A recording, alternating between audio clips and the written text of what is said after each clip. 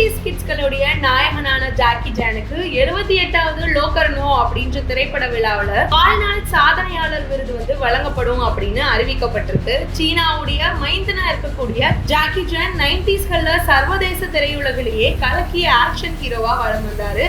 பல்வேறு வெற்றி படங்கள் நடிச்சிருக்கக்கூடிய அவரு தி ஃபியர்லெஸ் ஹைனா மற்றும் ஹுவாமை, போலீஸ் ஸ்டோரி உள்ளிட்ட பல படங்களை அவர் இயக்கவும் செஞ்சிருக்கிறாரு. இந்த நிலையில கலையுலகில் அவருடைய பங்களிப்பை பாராட்டி அவருக்கு வாழ்நாள் சாதனையாளர் அப்படின்ற விருது வழங்கப்படுது. லோகர்னோ விழாவுடைய கலை இயக்குனரான ஜியோனோ ஏ நசரோ அப்படின்றவர் பேசும்போது ஜாக்கி சானுடைய தாக்கம் மிகவுமே ஆழமானது. குறிப்பா ஹாலிவுட்ல அதிரடி படங்கள் பார்க்கப்படணும், தயாரிக்கப்படும் அப்படின்ற விதத்தையே அவர் மாற்றி தெரிவிச்சிருக்கிறாரு. இந்த திரைப்பட விழா ஆகஸ்ட் 6ஆம் தேதியிலிருந்து ஆகஸ்ட் 16ஆம் தேதி வரைக்குமே லாஸ் ஏஞ்சல்ஸ்ல நடைபெற இருக்கு. ஜாக்கி சான் கடைசியா கடந்த 2023ஆவது ஆண்டு வெளியான டைட்டான் அப்படின்ற படத்துல நடிச்சிருந்தாரு. இந்த படம் ஜப்பான்ல அதிக வசூல் செஞ்சு சீனா திரைப்படமாகவும் 2023ல மலேசியாவில அதிக வசூல் செஞ்சிருக்கக்கூடிய சீனா படங்கள்ல டாப் 3 இடத்தையுமே பிடிச்சிருக்கு. தற்போது மீண்டுமே ரைட்டான் படத்தை இயக்கக்கூடிய லாரி யங் இயக்கத்துல தி ஷேடோஸ் எட்ஜ் அப்படின்ற படத்துல